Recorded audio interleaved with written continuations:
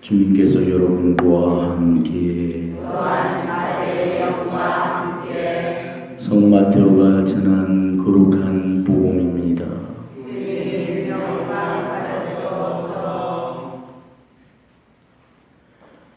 그때 예수님께서 제자들에게 말씀하셨다. 너희의 의로움이 율법학자들과 바리사이들의 의로움을 능가하지 않으면 결코 하늘나라에 들어가지 못할 것이다. 살인해서는 안 된다. 살인한 자는 재판에 넘겨진다고 옛사람들에게 이루신 말씀을 너희는 들었다. 그러나 나는 너희에게 말한다. 자기 형제에게 성을 내는 자는 누구나 재판에 넘겨질 것이다. 그리고 자기 형제에게 바보라고 하는 자는 최고의에 넘겨지고 멍청이라고 하는 자는 불붙는 지옥에 넘겨질 것이다. 그러므로 네가 제단에 예물을 바치려고 하다가 거기에서 형제가 너에게 원망을 품고 있는 것이 생각나거든 예물을 거기 제단 앞에 놓아두고 물러가 먼저 그 형제와 화해하여라. 그런 다음에 돌아와서 예물을 바쳐라. 너를 고소한 자와 함께 법정으로 가는 도중에 얼른 타협하여라. 그러지 않으면 고소한 자가 너를 재판관에게 넘기고 재판관은 너를 형리에게 넘겨 네가 감옥에 갇힐 것이다. 내가 진실로 너에게 말한다. 네가 마지막 한 입까지 갖기 전에는 결코 거기에서 나오지 못할 것이다. 주님의 말씀입니다.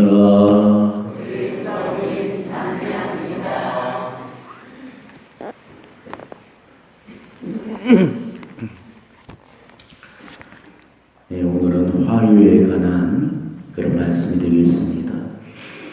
화해라는 것은 사이가 좋지 못하다는 것을 전제하는 말이죠. 우리가 두루두루 정말 사이좋게 지내면 얼마나 좋으냐마는 우리는 그러지가 못합니다.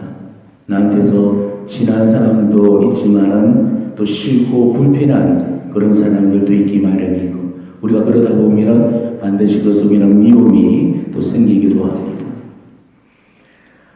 사람이 사람을 미워하는 것은 그런 자연스러운 일이에요. 왜냐하면 75억 인구 중에 어느 누구도 똑같은 성격을 가지고 있는 사람은 없습니다.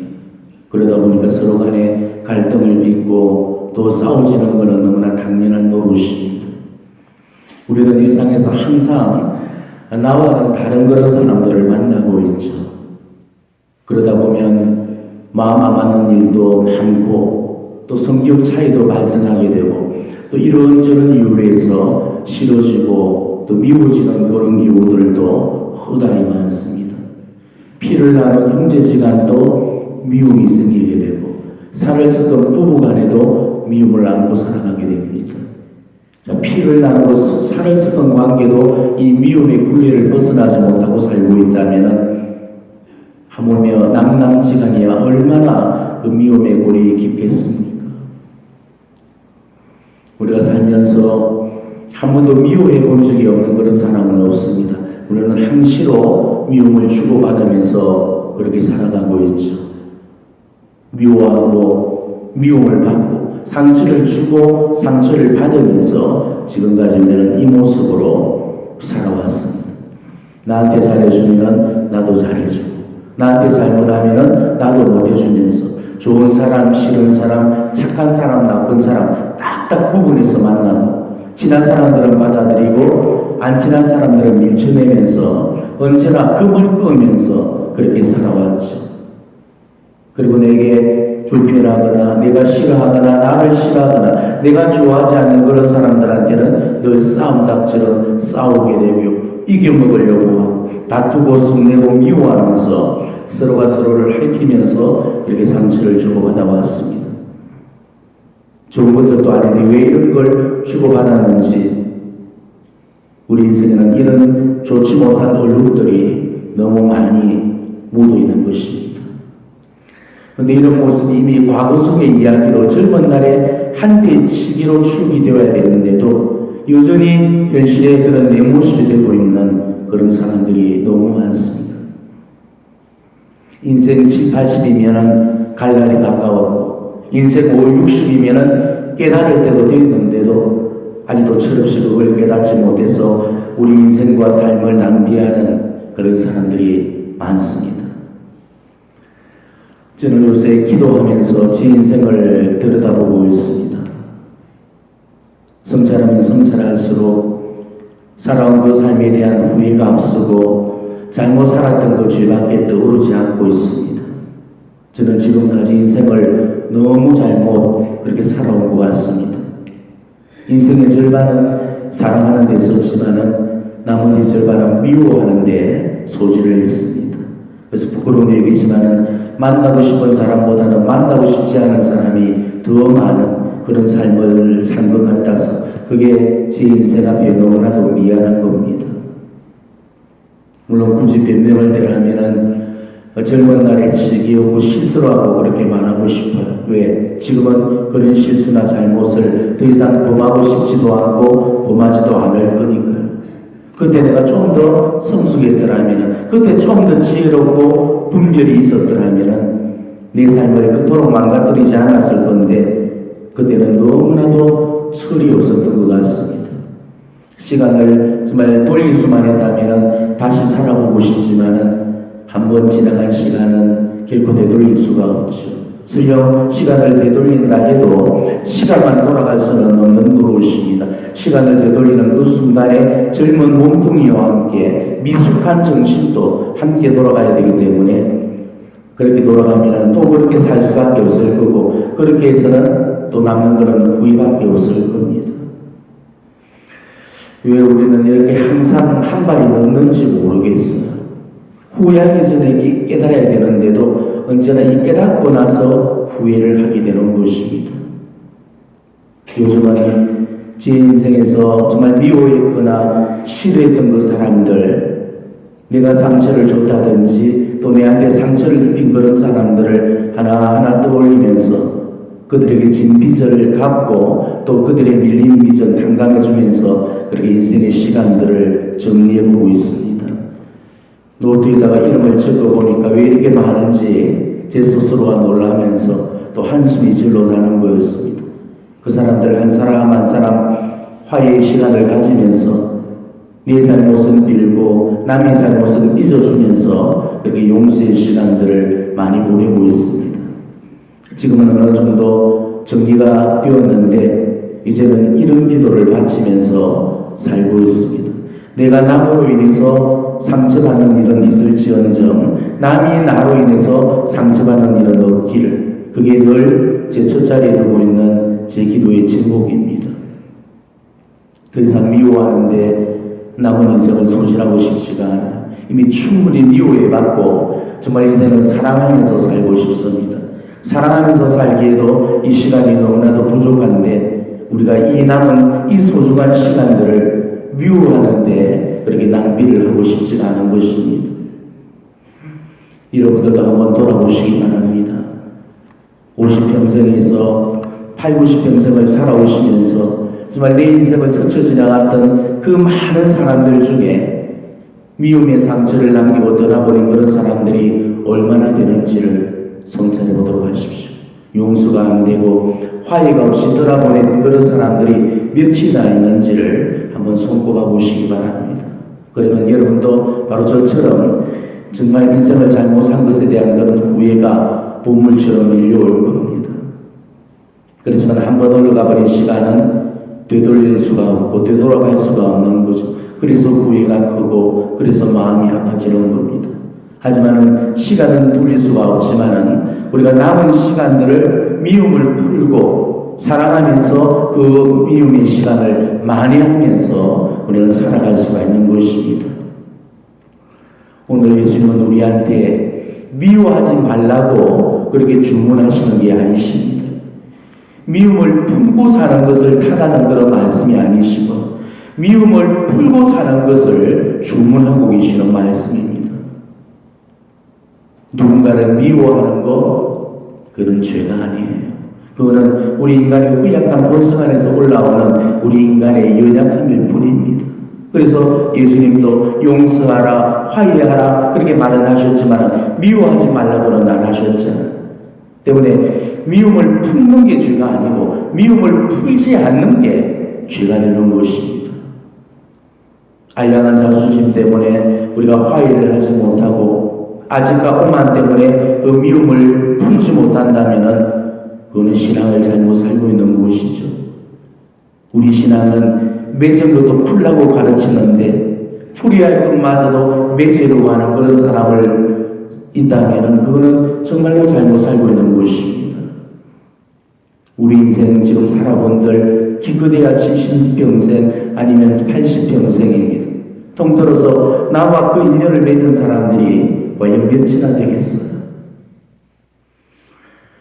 불가에서는 옷길 한 번을 스쳐도 억급의 인연을 쌓아야만 가능한 일이라고 가르치고 있죠. 자, 그렇다면 내 인생에 단 한 번을 스쳐간 사람이라 할지라도 얼마나 소중한 인연인가를 우리는 깨달아야 되는 것입니다.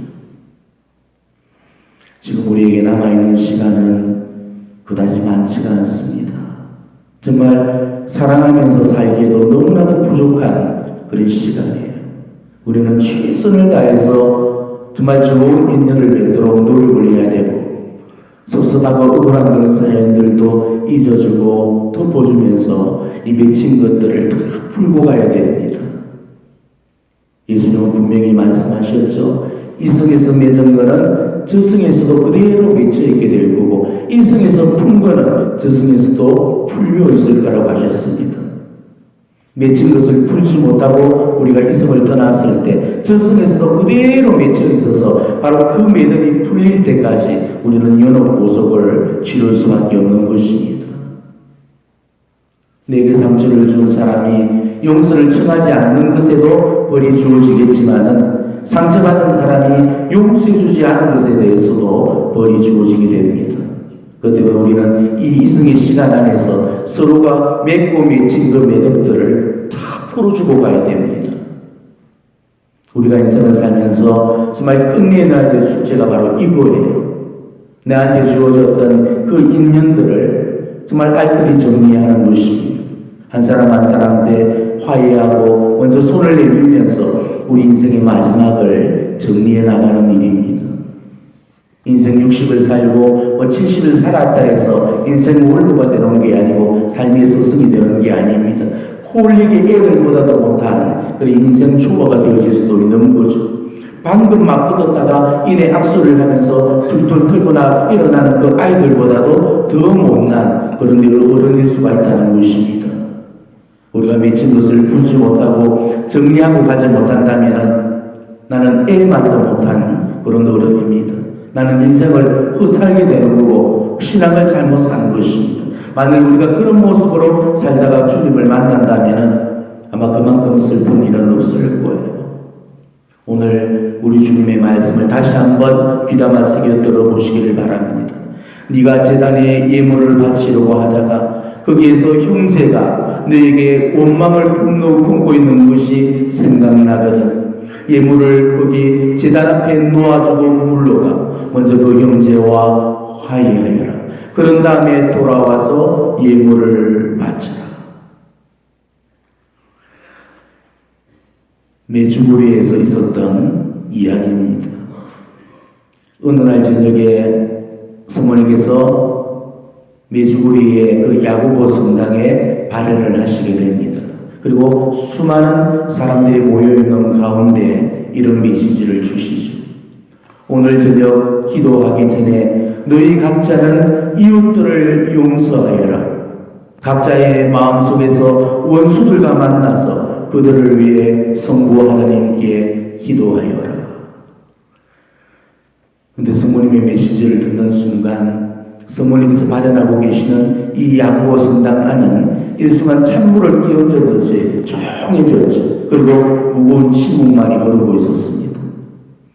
이 메주고리의 땅은 정말 각기 다른 민족, 종교, 인종으로 말미암아서 끊임없는 내전이 일어나고 서로 죽고 죽이면서 살아왔던 아픈 역사의 땅이었습니다. 그 때문에 서로가 원수처럼 오르렁거리면서 그렇게 적대감 속에 살고 있었던 거죠. 근데 그런 성모님의 메시지를 듣는 순간에 사람들은 어찌해야 될 바를 모르고 있었죠. 아무도 어떻게 용서를 시작해야 될지를 몰랐고 용서할 엄두조차 내지를 못했습니다. 그런데 한 30여 분이 지났을까 사람들이 모두 슬픔에 잠겨있던 바로 그때 무거운 정적을 깨는 한 남자의 음성이 들려왔죠. 주님, 저는 그 사람을 용서했습니다. 그러니 주님 부디 저를 용서해 주십시오. 그러면서 막 흐느끼면서 우는 거였습니다. 근데 놀라운 일이 일어났죠. 이 기도가 그 사람들의 마음을 움직여 놓기 시작했습니다. 그 고백이 있고 얼마 지나지 않아서 사람들이 하나둘씩 훌쩍이면서 울먹이기 시작했습니다. 주님, 저도 그 사람을 용서합니다. 주님, 저도 그 사람을 용서합니다. 주님, 저도 그 사람을 용서합니다. 그러면서 뜨거운 눈물을 흘렸습니다. 그리고 그 울음소리는 점점 성당 전체로 퍼져나갔죠. 마침내 사람들은 너나 할 것 없이 모두 울었습니다. 그리고 서로가 서로에게 손을 내밀었고 서로가 서로를 꼭 안아주었죠. 미움도 적어도 불신도 원망도 다 녹아버렸습니다. 사람들은 기쁨과 평화로 충만해졌고 서로 의사하는 채로 화해의 축제가 시작이 되었던 것입니다. 그리고 그 다음날 이 소식이 모든 집들로 퍼져나갔습니다. 그리고 서로가 용서를 하기 위해서 이웃을 찾아다니기 시작을 했죠.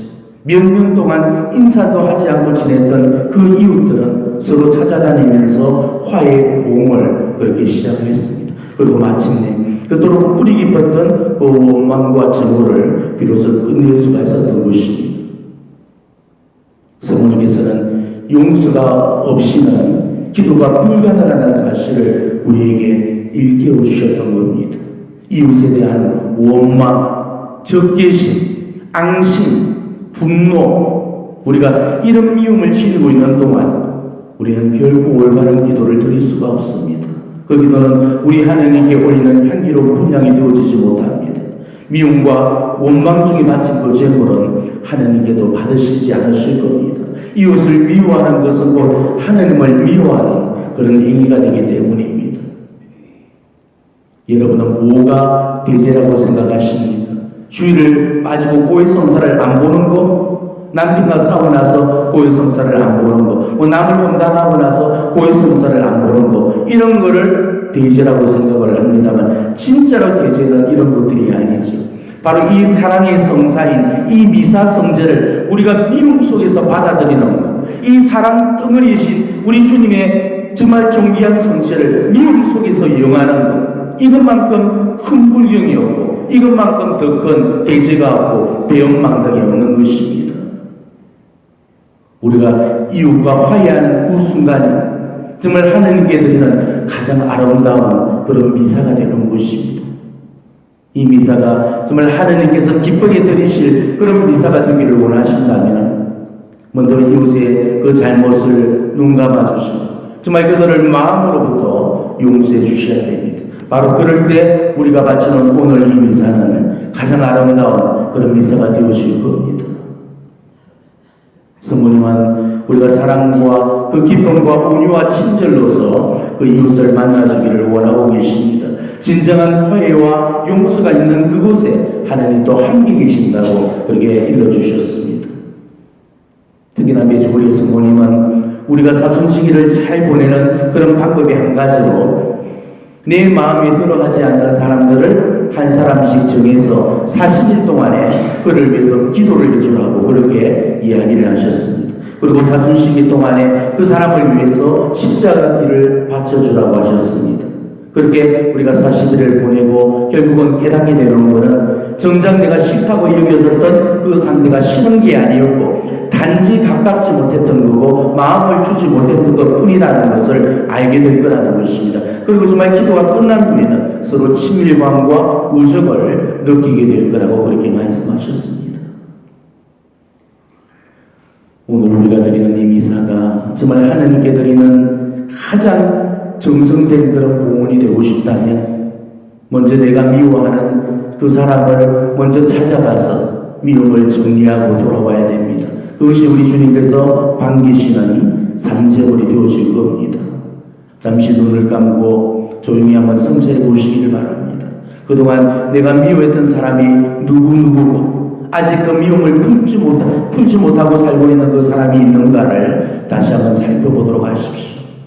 내게서 오늘 그런 사람들이 만일 있다면 오늘 그 사람을 내가 바칠 그 예물 속에 담아서 예수 그리스도의 제물과 합해 드리도록 하십시다. 정말 그들을 마음으로부터 용서를 하시고 정말 그들에게 가졌던 그 미움의 감정들을 중단하시고 그들과 화해하겠다는 그 거룩한 지향을 오늘 이 제단에 봉헌하시기를 바랍니다. 아멘.